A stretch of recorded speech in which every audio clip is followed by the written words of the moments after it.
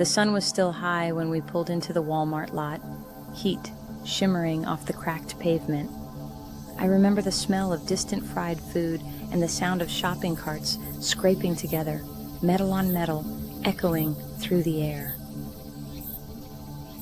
My aunt, Lila, walked just ahead of me. She was always in a hurry, purse clutched tight, her sandals slapping against the pavement. I had to jog a little to keep up, the ground rough beneath my sneakers. Halfway across the lot, I noticed a man moving toward us, carrying a little girl slung over his shoulder. She couldn't have been more than 4, her legs dangling, shoes nearly falling off. She was screaming, her voice sharp, desperate, calling out a single word again and again. It sounded like, "Daddy." I slowed down, confused, watching as the man kept walking, not looking back. Lila barely glanced at them. She just kept moving, her grip on my arm tightening for a moment. I tried to match her pace, but I kept glancing back, the girl's voice echoing in my ears. We reached the automatic doors, cool air rushing out to meet us. The inside was bright, too bright. The kind of light that makes your eyes ache after being in the sun. Just inside, a man was pacing, his face drawn tight with panic. He stopped us, voice trembling, asking if we'd seen a little girl, his daughter. His hands shook as he described her, and I could see sweat beading on his forehead. I hesitated, heart thumping in my chest. I wanted to say something, to tell him what I'd seen, but my aunt's hand squeezed my shoulder, her nails digging in, just enough to make me pause. But I blurted it out anyway. I told him about the girl in the parking lot, the one being carried away. My voice sounded small, almost swallowed up by the noise of the store. Shh. Don't say things like that. You probably just misunderstood. The man's eyes widened and he pressed for more details, voice rising just enough to draw stares from the nearest cashier. I could feel my aunt tugging me away, her jaw set, eyes darting everywhere but at him. I let her pull me down the aisle, the man's voice fading behind us. I kept thinking about the girl, her cries bouncing around in my head, mixing with the beeps and chatter of the store. We wandered through the aisles, but I couldn't focus. My aunt kept glancing at me, her lips pressed together, like she wanted to say something but didn't know how. Neither of us spoke about it. She picked up a loaf of bread, checked the label, set it back down. I followed, my mind stuck outside, in the parking lot, replaying what I'd seen. At the checkout, I tried to look for the man or maybe the girl, but the crowd had shifted. There were only strangers, their faces blank, eyes glazed over by the monotony of shopping. We left with our groceries, stepping back into the fading light. The parking lot felt emptier, the shadows longer, like the whole place was holding its breath. In the car, Lila turned the radio up, static filling the silence between us. I watched the store fade in the rearview mirror, my stomach twisted in knots. That night, I lay awake, listening to the hum of the air conditioner and the distant bark of a dog. Every time I closed my eyes, I saw the girl's face, twisted in fear, her voice echoing in my head. Years passed, but I never told anyone else.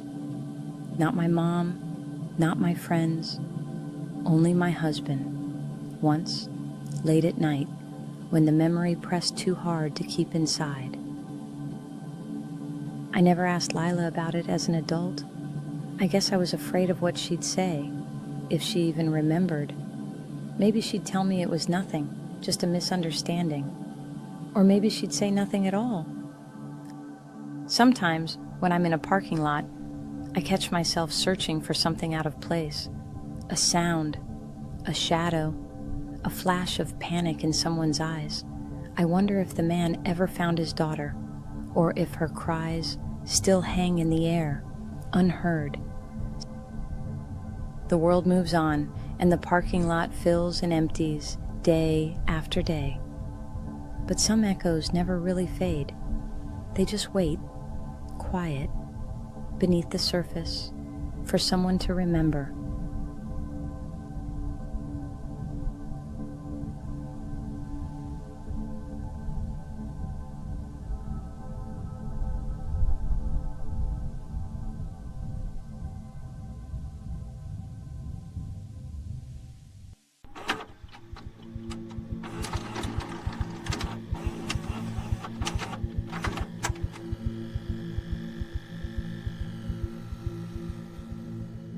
The city felt different after midnight, emptier, like the air itself was holding its breath. I'd just dropped off my friend, still clutching the joint she'd handed me for the ride. I didn't want to head home yet, so I turned off onto a side street and pulled into a grocery store parking lot that looked completely abandoned. I parked far from the entrance, just a single car in a sea of faded lines. Locked the doors, killed the headlights, and let my seat tilt back. My phone screen glowed in the dark, thumbs scrolling through old posts and photos. For a minute, it was almost peaceful.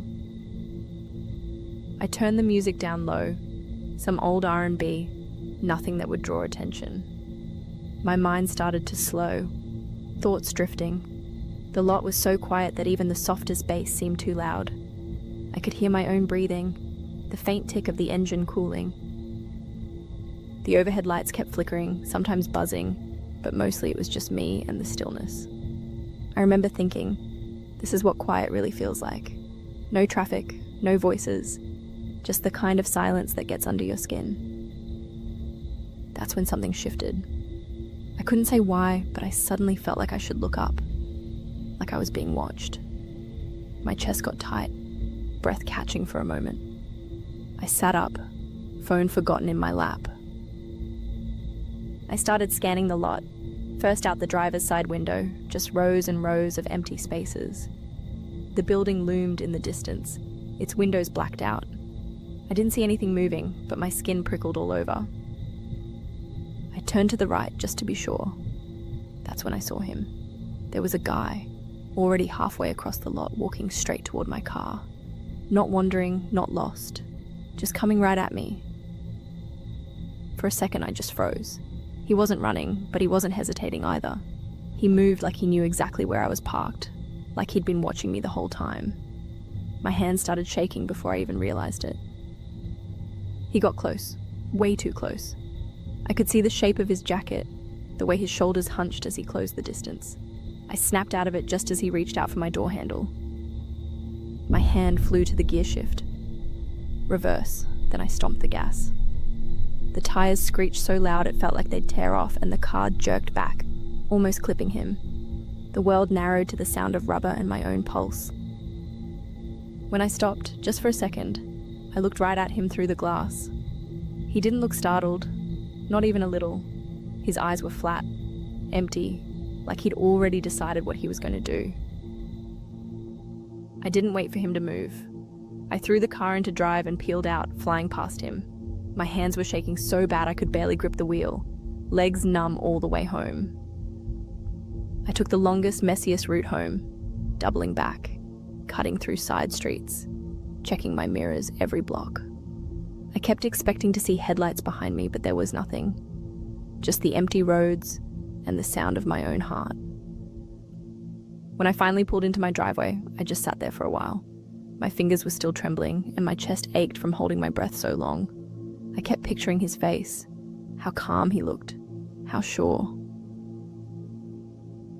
I kept thinking about what would have happened if I hadn't locked my doors.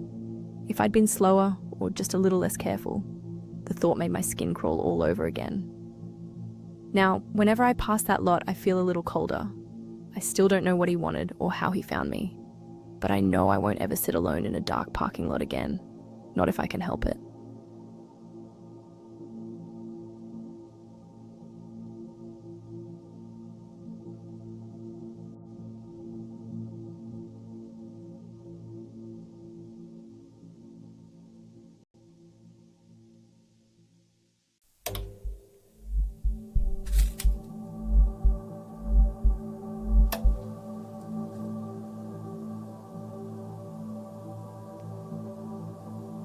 the hum of the overhead lights, was the only thing keeping me company as the clock crawled past 8. Our little retail shop always felt safe, like a second home, especially with my coworkers around. But that night, it was just me, counting out the last half hour after my friend left for dinner. Jules grabbed his jacket and flashed me a tired grin. He promised to cover my shift next week if I needed it, then ducked out into the night, the bell above the door chiming once. I was alone, but I didn't mind, not at first. Most nights, the last 30 minutes are quiet, just the hum of the air vent and the distant traffic outside. I started straightening up the displays, letting my mind wander. In this part of the city, we get all sorts. The regulars, the lost, the ones just looking for a little warmth under the lights. But then, the door swung open and the air shifted. I heard the scrape of something heavy on the tile. I glanced up, and there he was, tall, broad, filling the doorway. He carried a big gulp in one hand and a golf club in the other, the metal head glinting under the lights. He didn't hesitate, just strode straight up to the counter, the golf club swinging at his side. I tried to keep my voice steady, asked if he needed help. He smiled, but it didn't reach his eyes. My stomach tightened. Something felt wrong, but I kept my face friendly. Hey, you look like you know your way around here. What's your name? I lied, told him my name was Marcus, the manager's name. He squinted at me like he was trying to decide if I was worth the trouble. Where do you live? You from around here? I shrugged, told him I lived with roommates in the next neighborhood over. He frowned, like he didn't believe me. His fingers tightened around the golf club. What do you study? You look like a student. I told him I was studying psychiatry, hoping it would make me sound boring. Instead, his face twisted, and he looked away, like something bitter had crawled up his throat. Yeah? You think you know what's wrong with people like me? I shook my head, tried to sound gentle. I said I just wanted to help people, that's all. He didn't answer. He just stared at me, then at the golf club, then back again. I could see a hospital bracelet peeking from under his sleeve, the plastic band still tight around his wrist. When do you work? How often are you here? You live alone? I lied to every question. I said I only worked weekends, that I was just filling in tonight, that my boyfriend was in the back room. He didn't seem convinced, but he didn't push. Not yet. Give me your number. I want to talk to you again. I rattled off the store's phone number, hoping he wouldn't notice. My hands were shaking under the counter. I wondered if he could hear the tremor in my voice. Is anyone else here? You sure you're alone? I told him my coworker would be back from break any minute. He glanced toward the back room, then back at me. I tried not to flinch. All right, I'll see you around, Marcus. He finally wandered out, the golf club tapping the floor behind him. I waited, listening for the bell to jingle again, but it didn't. I locked the door, heart pounding in my chest. I went through the closing routine on autopilot. Register, lights, trash. My hands wouldn't stop trembling. I kept glancing at the front windows, half expecting to see him pressed against the glass. Before leaving, I changed into a hoodie, pulled my hair up, swapped out my shoes. I checked my reflection in the security mirror. I barely recognized myself, but that was the point. The back door opened onto a narrow alley, the kind that always smelled like rain and old cardboard. I stepped out, keys clenched between my fingers, scanning for movement. The streetlights flickered, painting long shadows across the pavement. That's when I saw him. He was standing in the shadows at the end of the alley, still clutching the golf club, scanning the door like he was waiting for someone to come out. My heart stuttered. He didn't see me. Not in the new clothes, not with my hair up. I slipped past, barely breathing. I didn't look back. I walked straight to my car, hands shaking so bad I nearly dropped my keys. I locked the doors and sat there for a minute, listening to my own breath, waiting for my heart to slow down. I never told anyone how close it came that night. I still work at the shop, but I never close alone anymore. And if I ever get that feeling in my gut again, the one that makes your skin prickle and your heart race, I'll listen, always.